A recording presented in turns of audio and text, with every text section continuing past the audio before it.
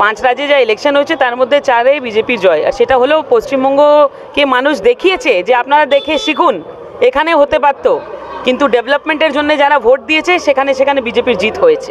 এই রাজ্যের মুখ্যমন্ত্রী উত্তরপ্রদেশে জয়ের জন্য তিনি প্রচারে গেছিলেন।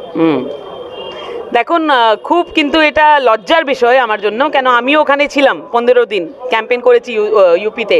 আমাকে ন্যাশনাল থেকে পাঠানো হয়েছিল, সে গিয়েছিলাম। সেখানে দেখি একটা আমাদের রাজ্যের মুখ্যমন্ত্রী ওখানে এসেছে, কিন্তু মানুষ কালো ঝান্ডা কালো পতাকা দেখিয়ে তাড়িয়ে দিয়েছে। তো ভাবলাম ইন্ট্রোস্পেকশনের দরকার, তো যে ওদেরকে ইন্ট্রোস্পেকশনের দরকার যে কেন এটা হলো। আজকে বুঝতে পারছি যে কেন হলো। দেখুন, আপনি সিজনাল হিন্দু হয়ে দেখাবেন, সেটাও বানারস মতন জায়গায়, কাশীর মতন জায়গায়, তো ওরা তো নিবে না এগুলো। আপনি বরসাতি মেডাকের মতন একদিন ভাববেন যে আজকে যেহেতু ইউপিতে ইলেকশন আমি হিন্দু হয়ে যাই, হিন্দু সেজে যাই, ওটা মানবে না মানুষ, ভালো চোখে নেয় না। পুরো বছর তো আপনি বলেন না, তখন তো রামের নাম নিলে আপনি জেলে দেখান যে চামড়া গুটিয়ে নেবেন, এগুলো বলেন। তো সেগুলো সব কিছু মানুষ ওখানেও দেখেছে। ইউপির মানুষ আমাকে জিজ্ঞেস করলো যে পশ্চিমবঙ্গতে এত মানুষের খুন হয়েছে, এত বিজেপি কর্মীদের খুন হয়েছে, তো এই জবাবটা তো এই মুখ্যমন্ত্রীকে দিতে হবে। এই যা রেজাল্ট দেখেছেন, এটা মানুষের রিপ্লাই আছে যে গ্রাউন্ডে যা কাজ হয়েছে, যে মহিলারা যা সুরক্ষা পেয়েছেন উত্তরপ্রদেশে, এটা তাদের জবাব আছে। আর পশ্চিমবঙ্গতে এই জবাব শীঘ্রই পাবেন। আগামী দিনে পশ্চিমবঙ্গতে যেখানে আমাদের অল্প একটু জায়গা বাকি আছে, সেখানে আমরা মাটিতে নেমে ওই জায়গাটা কভার করার চেষ্টা করব।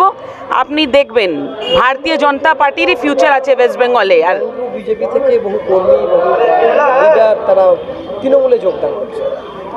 শুনুন, আমি কর্মীদের নিয়ে কিছু বলবো না, কর্মী তো আমাদেরই আছে। যারা নিজেকে নেতা দেখাতো, যারা কংগ্রেস থেকে এসেছিল, যারা এসে বললো কিছুদিনের জন্য আমরা বিজেপি, তারা এখন টিএমসিতে যাচ্ছে, তারাই তো আমার মনে হচ্ছে লাথি খেয়েছিল ইলেকশনে, লাথি মেরে নালিতে ফেলে দিয়েছিল, ওটাই ওদের জায়গা।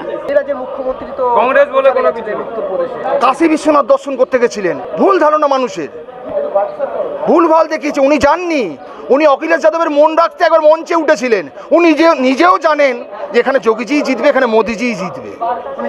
উনি কাশী বিশ্বনাথ দর্শন করতে গেছিলেন 2021-এ জয়লাভের পর। কাশী বিশ্বনাথ যাননি, উনি কাশী বিশ্বনাথ গেছিলেন বাবার দর্শন করতে। উনি অখিলেশ যাদবের সাপোর্ট করতে যাবেন, অখিলেশ যাদব জিতবে উনি জানেন না? ও হয়তো বাজে সময় নষ্ট করে কোনো লাভ আছে? ওখানে উনিও জানেন, কেন সারা ভারতবর্ষ জানে ওখানে যোগীজি জিতবে, ওখানে মোদিজি জিতবে। কেউ জানায় ওখানে? বঙ্গ বিজেপি পার্টি অফিসের সামনে আমরা দেখতে পাচ্ছি তারা উল্লাস করছেন, আবির খেলছেন এবং মিষ্টি বিতরণ করছেন। আমরা একটু কথা বলে নেব তাদের সঙ্গে, কি বলতে চাচ্ছেন। এই যে মোদিজির জয়, যোগীজির জয়, অন্যায়ের বিরুদ্ধে জয়। যারা এখান থেকে বলেছিল খেলা হবে, খেলা বন্ধ করে দিয়েছে। ইউপি এখানকার মতো না, 500 টাকার ভাতা নেওয়ার লোক নেই ইউপিতে।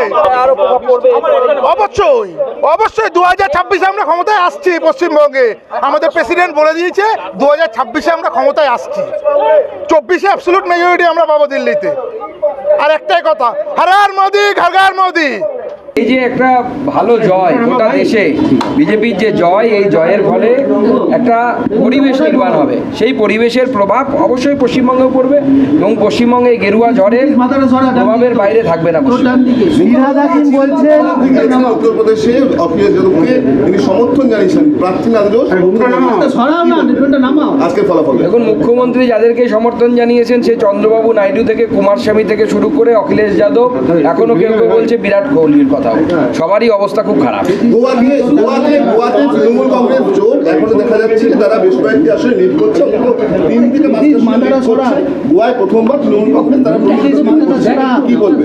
নির্বাচন কমিশনের ওয়েবসাইট অনুসারে এই মুহূর্তে তৃণমূল কংগ্রেসের প্রাপ্ত ভোটের পরিমাণ গোয়াতে 5%।